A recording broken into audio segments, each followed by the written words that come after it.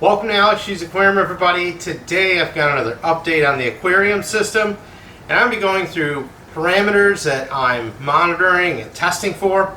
I also want to give an update on fish, coral, hair algae, and talk about my whole house dehumidifier going down in July and the impact that it had on the aquarium system. The first thing I wanted to cover today is parameters I'm monitoring and testing for. Gone ahead and put them up on the screen here with their current values, and also some ideal ranges. Specifically for the aquarium, the ideal range is just where I have had successful aquariums. It doesn't mean that it's right or wrong, it's just where I've had that success. Some of the home parameters here are more based off of industry standard ranges. Something that I really want to call out is the fact I'm monitoring some parameters of my home. Humidity is critical to keep an eye on with this water volume in the house. I have a very extensive system in place to minimize, contain, and mitigate humidity that's generated from this aquarium system. If I didn't, it would literally destroy this house. So it also was a critical thing to monitor when my whole house dehumidifier stopped working. There was a bit of time before it actually happened that I started to see some humidity issues, and we'll talk about that later in the video. As far as temperature in the house goes, just keeping an eye on it and its balance with the aquarium system. CO2 levels is something that I have been watching now for quite a while, and is the reason I installed an HRV in the house, is to just keep the CO2 levels lower here in the basement. From an aquarium standpoint, temperature, pH are ones that I keep an eye on. pH, I don't really chase the number at all, but I do keep an eye on it, especially in my calcium reactor as well. I have that range here, and that's something you just want to be in the right range so that it's actually operating correctly. As far as testing goes in the aquarium, alkalinity is the thing that I test the most, especially right now with all the new corals, the coralline algae growth really taking off. I have been really seeing the consumption continuing to rise every week, so I'm adjusting my kalkwasser dosing along with my calcium reactor dosing to keep it balanced out in my ideal range of alkalinity. Nitrate, phosphate, both right now are a bit on the low end for what I like to see. I am continuing to feed the tanks heavy, and first parameters I'm not testing too often. Magnesium, I just tested it. I haven't looked at it in a while, and it's about 1320, so it's just slightly below 1350, which is the ideal range. Calcium, I just don't test that often, and ICP tests, I send them out somewhat infrequently. The next thing I want to cover today is an update on the fish. A lot of great things have been happening on this front. I first want to say all the existing fish in the system have been doing wonderful. I don't have any major concerns there, but there are also a lot of new residents that have moved into both the fish-only tank and the reef tank combined. I've also got a few new residents in my arrival center aquarium. Now there's so much to talk about, it could be its own video, but I want to focus on just a few things. Mainly my porcupine puffers. Now, I had one large porcupine puffer in the fish-only display already that I've had for a couple of years, but I wanted to see if I could add in a couple more porcupine puffers and get a trio going. I've never done this before, and I was trying to see if it could work. Now, first thing I did is I purchased one small porcupine puffer. I had it in my arrival center tank for holding for over a month, and it got moved into a 150-gallon tank in my fish room. I purchased a second small porcupine puffer, did the same thing, and then added it to the 150. Now when I added those two porcupine puffers together, there was some aggression to the point where they physically grabbed one another. They were puffing up, chasing each other, and for the first day there was quite a bit of aggression, but it didn't seem like they were actually hurting one another. However, within a few days, the two puffers found something in common that they both love: food. Anytime that they were up looking for food or swimming around, they ultimately did not show any further aggression outside of those first few days. Even during feeding time, you could kind of see if one of them was definitely going for a piece of food, the other one would seem to back off a little bit. which was a major concern because I thought they could hurt each other. They were together for several weeks. I then built a DIY acclimation box and moved them into the fish-only display with a big porcupine puffer. Now I did this one at a time. I first moved the small puffer, and the big porcupine puffer literally kind of swam up to the box and looked at it, and that was kind of like, whatever. A few days later, I added the second porcupine puffer. Same thing happened. Once both of those small puffers were in the acclimation box for several days, they were both eating well. The big puffer just didn't seem to really even care that they were there. They were all looking at each other. I finally released them just a couple days ago, and they've been getting along great. I haven't seen any aggression yet. It's something I'm going to have to keep an eye on because you never know if things are going to change. But for right now, the three of them seem to be getting along good. There doesn't seem to be any aggression, and they all seem to just have their own little space, so it's really nice. So that's one of the main updates on fish I wanted to cover. As far as new residents go, in the fish-only side of the tank, I've got 2 ORA orange spot rabbitfish that have been added. I've also added an Aptasia-eating filefish, and I'm going to have 2 more Aptasia-eating filefish that I add in to that side of the tank eventually. And there's one more itty-bitty resident that moved in, and that is a blue cleaner goby. It was released into the reef tank with a group of cleaner gobies I'll talk about here in a second, but it went through the barrier, which I was kind of hoping would happen, and it has set up a cleaning station in the fish-only side of the tank, which is really cool to see because several of the fish are using the cleaner goby. Moving on to the reef aquarium, I've got a lot of new fish in here. They're all small fish, but first I added a few Talbot's damsels. I originally had 6, I'm at 4 right now. A couple of them were starting to get beat up in the arrival center tank after holding, which in hindsight I should have tossed them into the coral tank in the fish room, which lesson learned for later because I did kill those 2 despite the massive size of the reef tank. I also released them on the end of the tank, which I think was also a mistake because they all stayed down there when the existing Talbot's damsel in this tank found them. It kind of kept them on this side of the tank herded together. And since that group of fish, the next batch of fish I got from ORA all got released in the center of the tank. Now I did also add a lawnmower or algae plenty to the tank, and I didn't see that fish for almost a week, and since then it's been very active. It's starting to pick at some of the hair algae, which is nice to see. The main group of fish added to this system was an ORA batch of fish. I've put them all up here on the screen so you can see what fish I went ahead and purchased. These fish came in really good for the most part. The only ones that didn't do really well were those yellow fang blennies. One of them did not look good when it arrived and didn't make it. I put the other 3 into the tank and subsequently saw, 3 for a couple of days, then it was just 2, and now it's just 1. Although the one that's in here has been very active, it's really colored up and it seems to be doing really well. All the pseudochromis seem to be doing good.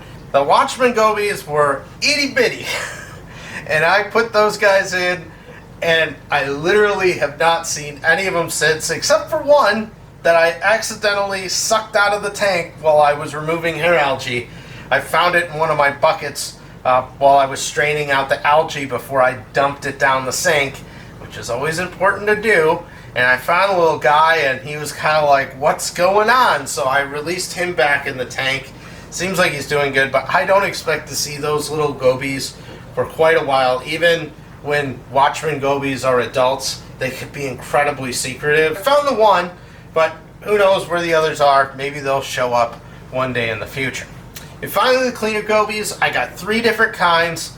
The shark nose and the blue stripes, I seem to be able to account for most of them. The gold stripes are incredibly secretive. I hardly ever see them. Because of the nature of how these gobies are, the blue striped cleaning gobies seem to have set up 3 little areas, one in the fish only, one in the center of the reef tank, and one on the far end. So there's a couple of those I don't really see often or much at all. The gold stripes I can account for usually at least 3 of them, but they're, again, very secret. And the shark nose seem to have formed up 2 groups where I see a couple on the rock wall of the reef tank, and then a couple kind of midsection here in the LPS softy side of the tank. Really interesting behavior with these fish though. I really like seeing a lot of these small fish getting added to the system, and overall they're looking great. Moving over to the Arrival Center Aquarium, there's a few new fish in here. I've got a pigtail trigger, 2 Niger triggers. I've also picked up a second checkerboard wrasse so I could try to make a pair in the fish only tank, and then 2 additional Royal Grammas that'll go into the reef tank here. So far that group of fish seems to be doing pretty good. There is a little bit of an ick outbreak going on right now, although everyone's swimming around and eating very vigorously. I have done a little water change in there. I'm going to observe these fish longer despite them having some visible signs of ick. I'm going to go ahead and just keep an eye on them for a while. Ick is not something of a major concern, but what I'm expecting to see happen here is that all clears out in the next few weeks before these fish are ready to be put in here. They will go through some dips as well before they are put into the running system. Now let's talk corals briefly. And on corals, again, I could do a whole video on them, but I want to briefly go through just the state of how corals are doing in the system. Starting with soft corals, I've got several different varieties in here. One of the coolest new ones that I got at Aquashella Chicago is some Kojiwara pink stereonepthias. If you were in Aquashella Chicago and you didn't see these, you probably just thought it was a brown or a gray coral that didn't look good, and that's because under blue lights they look gray or brown and really don't look appealing, but if you know what their structure looks like, you can pick them out. When I saw them, I reserved a couple, and then Sunday, before the show ended, I ended up seeing they were all left there, and I was like, nobody bought these? I can't believe it. These are one of the coolest soft corals out there, because they look like a Dendronepthia or a carnation coral. They're not fluorescent, but it's bright pink and it's photosynthetic. So really cool coral. So if you ever see those, or not sure what it is, but people have it, be like, can I see the white light on that? As far as my other soft corals go though, zinnias, branching star polyps, mushrooms, some other sinularias I have, everything in that realm is doing excellent. Moving over to LPS, a lot of great things here. Bubble corals are looking awesome. I got some beautiful elegance corals too. Some of the bubbles and the elegance corals came from Coral Stop. And David, thank you. Had some beautiful pieces I picked up recently at a local show here in Chicagoland, along with some clams too. These corals have been doing great. All the torches, hammers, frog spawns, phobias, pactinias, chalice corals, a bunch of other encrusting corals. Everything's doing pretty good here. A couple of the gonoporas I have are just kind of looking so-so, but it seems like they are slowly looking a little bit better. But overall, LPS coral health is looking great, seeing lots of signs of positive growth on them as well. So again, just seeing good things here. Lastly, SPS corals. Well, yeah, this is where things haven't been quite as great. Not horrible, but not great either. And I do consider myself a novice SPS keeper. And I want to start with monoporas. And I lost my whole house dehumidifier in that time frame there. There was an event that impacted the corals. Several of the branching and encrusting monoporas seem to bleach out, brown out. Some of them have kind of come back, some of them have not. And unfortunately, that's kind of the state with monoporas. Some of them are still looking okay though, but others not so much. From an Acropora standpoint, most of them are doing quite well. I have had a few frags and a couple of mini colonies at around the time of that event, ST end, RT end. I've also had a couple that I probably blasted them with a little too much flow, and they didn't end up doing well with that. But many of my acros are really showing nice signs of growth, coloration, and I could see some of them basing out a little bit. So for me, I'm very happy with the state of where I'm at with SPS, despite losing a few. Unfortunately, I know it's the name of the game with some of these. They can be quite difficult. I also had a long spine sea urchin that did happen to run over a couple of flatter pieces and kind of chewed them as it went through, which was something unusual I haven't seen before. Overall, SPS corals are looking good, showing good growth. The final update on the system today is around hair algae, which I'm happy to report is continuing to still decline. The fish-only tank just a few short weeks ago was about 90% covered in hair algae. It's now down to about 25 to 30% coverage, and it is just continuing to be eaten up by the fish. The new orange spot rabbit fish in here are also starting to eat it. So again, it's just continuing to decline.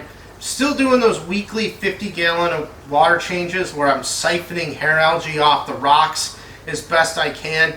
And I've been kind of flip-flopping where I do that. It's sometimes I'm doing it in the fish only, sometimes just the reef, sometimes a mix of the two. But the good thing to report though is that the hair algae is continuing to decline. It's holding about the same, about 10-15% coverage in the reef tank. I think some of that is due to the fact that the hair algae is kind of getting stuck in that barrier and just slowly coming through or breaking down there, and it's just releasing more nutrients here. So the growth in the reef tank seems to be fairly static. There's no new areas being covered. It's just existing areas. It just keeps growing a bit. Couple of positive things to add on top of that though is, one, the coralline algae is starting to grow very intensively now, and where that's growing, the hair algae is not. So it's starting to go through those later stages of benthic succession. The other thing that's been real positive is I have got a nudibranch that has gotten into the system that seems to be an algae eating variety. I don't have a perfect identification here. I put up a couple pictures on the screen.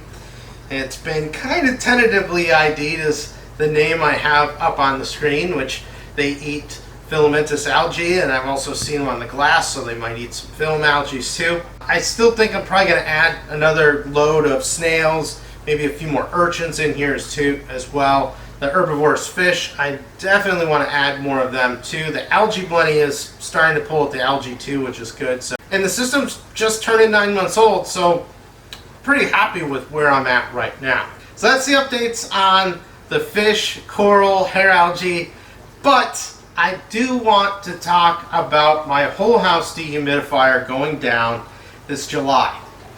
And this is one of those things, when you have an aquarium system, I think it's important to share when things don't go right.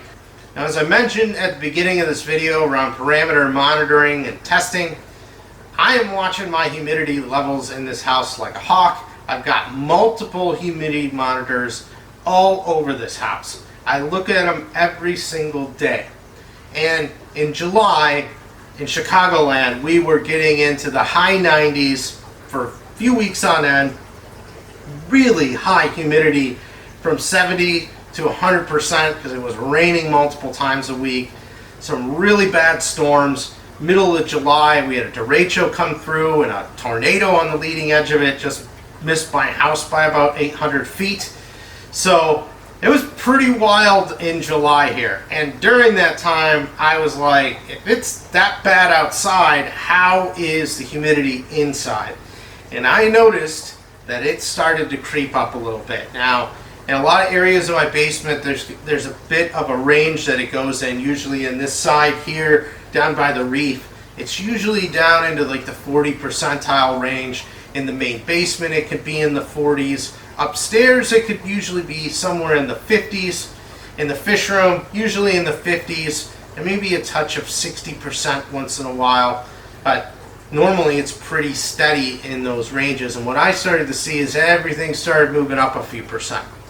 Now, of course, every time you open closed doors, you're going to have some changes in humidity in the house. But this didn't seem like that. And it got me concerned to the point enough where I started to take some action around it. The first thing that I did is I turned my HRV, or my heat recovery ventilation, down by about 50%. The next thing I did is I purchased more polycarbonate tops, and I covered the remainder of the tanks in the fish room, which is my coral tank back there, my refugium, and also behind me, the SPS section of the tank, I covered that with polycarbonate tops. So it is close to 100% coverage as I could, and that was only about 100 square feet of open surface area anyway, so it wasn't very much. I did notice a little difference in there on the aquarium, although there are some consequences to doing that, which I'll talk about here in a minute. Finally, I did some routine maintenance. I had to replace my air filter on my home air conditioning system. I cleaned the condenser coils outside in the yard to make sure they were nice and clean, just brings a little more efficiency to the system. And then I cleaned the air filter on my whole house dehumidifier. And it wasn't but a couple days later, humidity levels seemed to be kind of stabilized out. I lowered the temperature of the house slightly, which also seemed to help. But I walked downstairs to do my routine walkthrough I do several times a day, and I immediately knew something was wrong. First, I could feel that the air was extremely humid before I even looked at my humidity sensors. And when I did look at them, they were in the high 50s to the mid 60s. One in the fish room was approaching 70%, which is not good. The temperature in the room was down a little bit too, and the other big trigger for me was the sound. I didn't hear the dehumidifier running. So I walked over there, checked it. It was not blowing air. It was not warm because it does produce a lot of heat when it runs, which is why the room was a little cooler. And then I checked the display panel on it. It had an error code on it.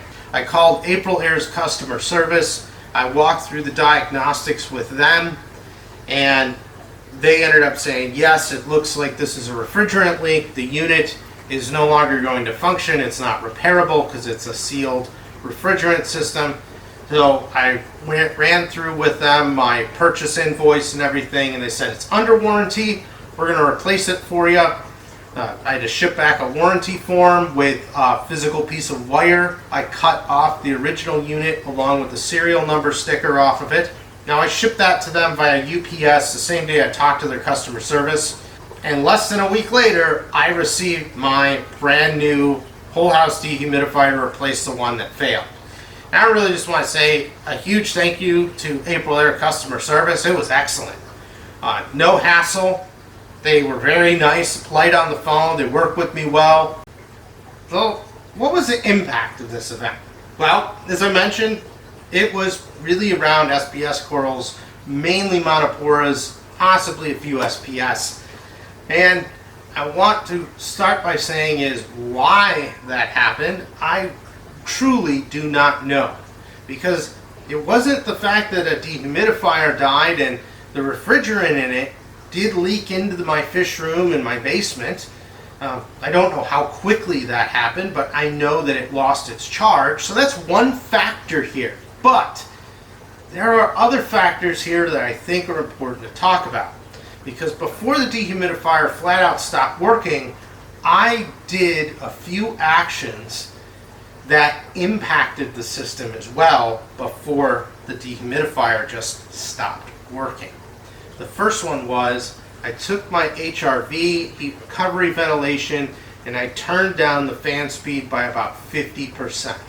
Now, the goal or the objective of that was to lower the humidity in the house slightly because it was pulling in hot, humid air from outside.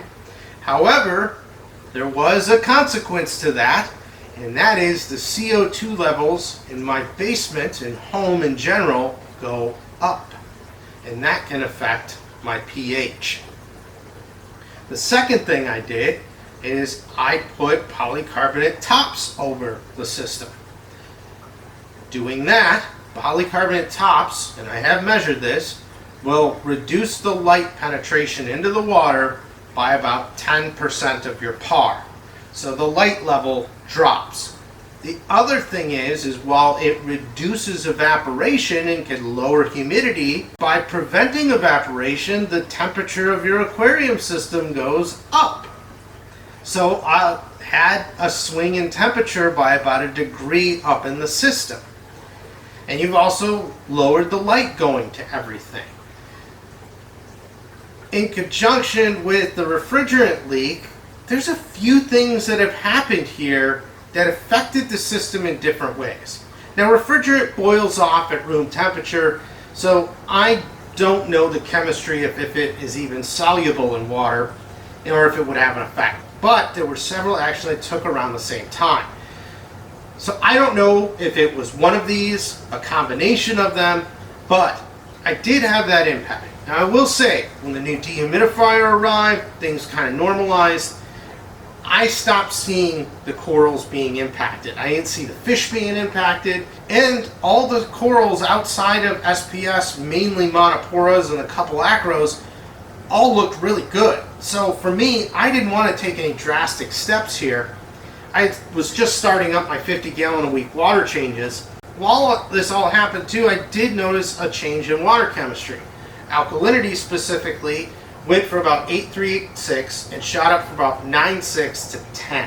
It wasn't a very large percentage of corals that had an issue to where I would think the alkalinity would rise that much. But subsequently, in another week or two, I started to see it kind of get back down into that 8.386 level that I like. So again, it happened. I don't know exactly why, but I think, again, it's important to share. These things happen in our systems. It's very easy to say, well, the dehumidifier stopped working. That's why my corals died. But that's not the case when I know I made other changes to the system that I know have an impact on my pH, my temperature, the amount of light that gets to the corals. And I saw that the water chemistry changed. Bear in mind, if you have an event in your aquarium, and you take the time to think about all the actions and the consequences of those actions, as you may have been the cause of it, even though you're trying to do the right thing. For me, I'm not going to let the humidity get out of control in my home and destroy it. And that week I didn't have my whole house dehumidifier running. I did rely on those polycarbonate tops and turning my air conditioning to set the house at a lower temperature, which did keep it in the 50% range. Now, if I would have had to wait any more than a week or so, I would have bought another portable dehumidifier. But in this instance, I didn't think I needed it since I was able to get a replacement unit on order so quickly. But that's the update for today. I hope you enjoyed the video. If you got comments or questions, please go ahead and leave them down below. If you want to see more, go ahead and hit that subscribe button. There's a lot going on in this aquarium now that it's up and running. And if you want to see a lot of detailed stuff and try a new community out there, reef hobbyists, I would also suggest checking out the Reef Beef podcast and their Discord channel. Thanks again for watching, everybody, and I'll see you on the next video.